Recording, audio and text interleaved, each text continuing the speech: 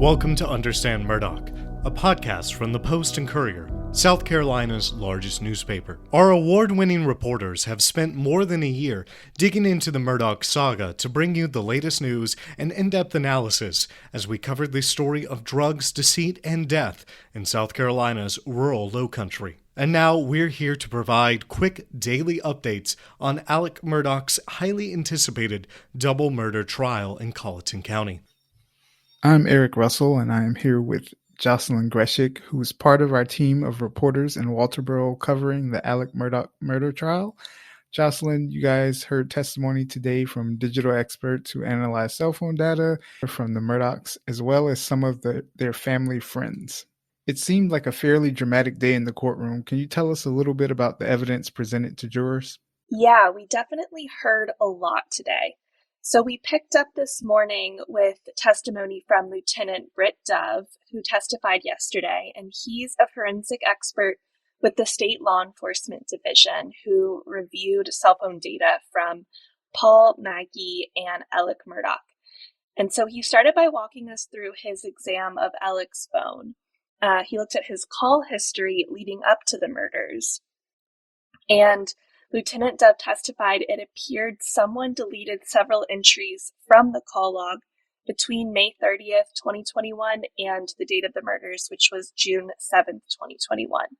Lieutenant Dove also described to jurors the steps Alex's phone recorded the night of the murders, and there was a noticeable gap where no steps were recorded between 8:09 p.m. and 9:02 p.m. Okay, and what could that gap mean? Well, I think jurors will ultimately have to decide that. And same with these supposed missing call entries. And Lieutenant Dove did testify later today that some of the data from Alex's phone actually got deleted because it took a week for authorities to make a full download of it. And by the time they did, the phone auto-deleted like GPS data and potentially other items. Did Lieutenant Dove find anything important on Paul's phone at all? Yeah, so that was one of the more dramatic moments of today. It was the first time jurors saw the video that prosecutors say places Alex at the crime scene minutes before Maggie and Paul were killed. Okay, tell us a little bit about that. So one of Paul's really good friends, Rogan Gibson, was keeping his chocolate lab puppy at the Murdaugh's kennels around the time of June 2021. And the night of the murders, Paul was trying to film a video for Rogan because he was worried his dog had injured its tail. And so the two spoke on the phone from 8:40 p.m. to 8:44 p.m. And when they hung up, Paul agreed to send him this video.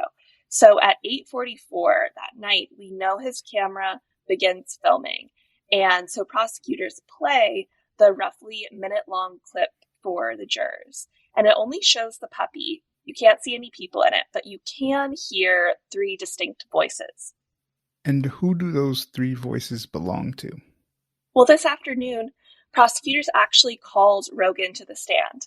And prosecutors played this video for Rogan, which was the video Paul was presumably trying to send him right before he was killed. Rogan said he never got it and didn't even know it existed until investigators showed it to him this past November. And prosecutors asked Rogan if he could identify the voices in the video. And he said he was 100% certain that he heard Paul, Maggie, and Alex talking. In November of 2022, did law enforcement ask you to come in and look at a video? They did. And did you watch that video? I did. And what was on that video?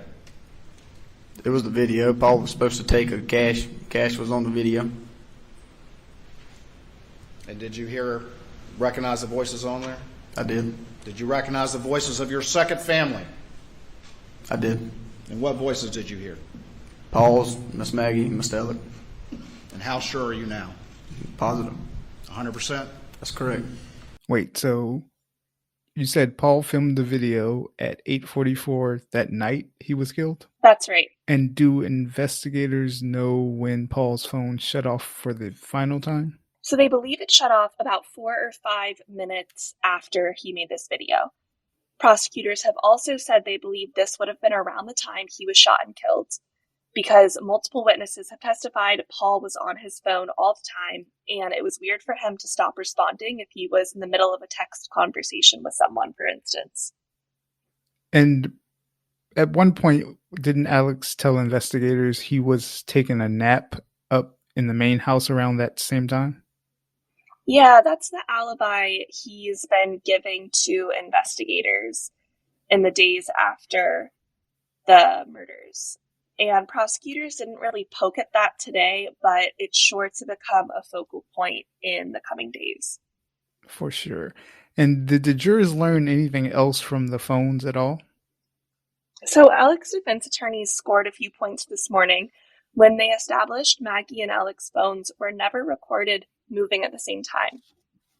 And to do this, Lieutenant Dove used step counts from their iPhone's health apps to conclude Alex's phone was moving at 9:06 the night of the murders, and Maggie's wasn't.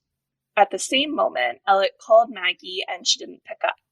And then data from Alex's car shows its engine turned on about 30 seconds later and left the Moselle property. At the same time, Dove testified someone appeared to have been handling Maggie's phone because of the way he saw it was moving. And defense attorneys speculated this might have been the moment Maggie's phone could have been tossed from a car window and onto the side of Moselle Road, where investigators ultimately found it the next day. But Lieutenant Dove couldn't say for certain when Maggie's phone actually was discarded. Okay, and so lots of information there. How did court end today? After Rogan took the stand, jurors heard from another close friend of the Murdaughs, and this was a guy named Will Loving. Will and Paul were actually roommates in Columbia at the time of the murders. And both Rogan and Will testified that all the Murdaughs had good, loving relationships with one another. And defense attorneys played a short video from the last time Will said he saw Paul, which was about a week before the murders. The two spent Memorial Day weekend together at the Murdaughs' Edisto Beach House, celebrating Alec's birthday. And in the video, you can hear people singing happy birthday to Alec, and you see Paul carrying him a sheet cake with candles. Wow, I imagine that was an emotional moment. Yeah, Will seemed to smile in the courtroom as he was watching the video, and cameras panned to Alex, and he was kind of bent forward and crying.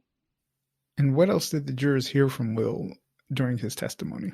Well, prosecutors also played that video Paul filmed of the chocolate lab for him. And Will also testified he could identify Paul, Maggie, and Alec's voices. Whose voices did you recognize on that video? Paul Murdaugh, Maggie Murdaugh, and Alex Murdaugh. And how sure are you? 100%. The person whose voice you recognize on there that you identified as Alex Murdaugh, do you see him in the courtroom here today? Yes, sir. Can you point him out for the jury? He's sitting right there. Your Honor, please let the record reflect he's identified the defendant. So just to be clear, that's two people who place Alec at the crime scene minutes before Paul and Maggie's phones go dark. Yeah, that's right. Okay, and can you give us some insight into what testimony we can expect tomorrow? So prosecutors asked Will whether he knew anything about Alec's financial situation, including an alleged confrontation Alec had the morning of the murders when employees at his law firm asked him about nearly $800,000 worth of missing legal fees. Did you know anything about Alec's finances? No, I did not. Did you know anything about his law practice? No, I did not. Did you know anything about where he gets his money? No, I did not. Did you know anything about where he was spending his money? No, I did not. Did you know anything about what his bank account balances were? No, sir, I did not. Did you know anything about the debt that he was carrying? Do you know anything about that? No, sir. Did you know the specific things that were going on in the boat case the week that Paul and Maggie were murdered? No, sir.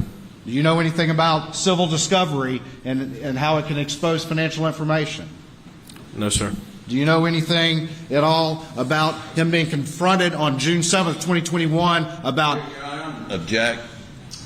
Didn't hear the question. Did you know anything about him being confronted on the morning of June 7th, 2021, about $792,000 of missing fees from his law firm? Objection, Your Honor. But totally improper. Objection is overruled. Did you know anything about that? No, I did not. You know any of the facts of those things that I just asked you about? No, sir. And it seemed like this was a way for prosecutors to kind of begin introducing what they believe was Alex's motive behind the slayings, which was his precarious financial situation.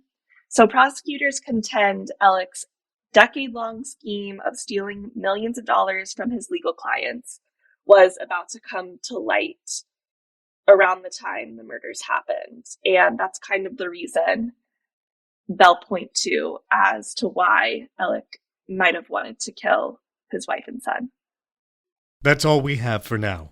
For more in-depth coverage of this trial, as well as the latest news on the Murdaugh story at large, stay tuned to postandcourier.com/Murdaugh. You can find us on Twitter at Post and Courier. We would love if you could send questions, feedback, and tips to our Murdaugh email address. That's murdaugh@postandcourier.com. And please, also take a minute to leave us a review wherever you get your podcasts. If you want to keep up to date on the trial, subscribe to Murdaugh News, a premium newsletter from the Post and Courier, bringing you exclusive first-hand insight from local South Carolina reporters who have covered this saga from the beginning. Subscribe at postandcourier.com/Murdaugh News, and we'll bring you exclusive reporting on the civil and criminal cases of Alex Murdaugh. We'll see you next time.